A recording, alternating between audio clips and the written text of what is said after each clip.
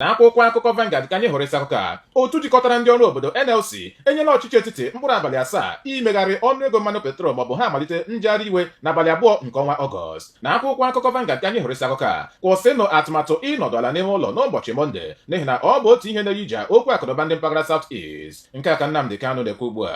N'akwụkwọ akụkọ Vanguard ka anyị hụrụ isi akụkọ a, ndị dọkịta bekee bi n'ime ala anyị amalitela mfanye aka n'ụkwụ ozuru ala anyị ọnụ ugbu a.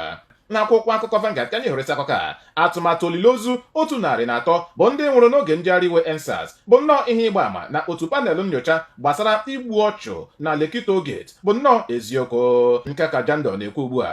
N'akwụkwọ akụkọ Vanguard ka anyị hụrụ isi akụkọ a, dọga ụlọ ọrụ DSS na ụlọ ọrụ mkpọrọ ala anyị gbasara Emefiele bụ nnọọ ọnọdụ na-eme ihere. Nke ka otu Huriwa na-ekwu. N'akwụkwọ akụkọ The Sun ka anyị hụrụ isi akụkọ a, n'ihi Tigba Soludo ndị bi na steeti Anambra ga-ahọpụtagharị ya ugboro 2. Nke a ka ndị otu nkwado ya na-ekwu ugbu a.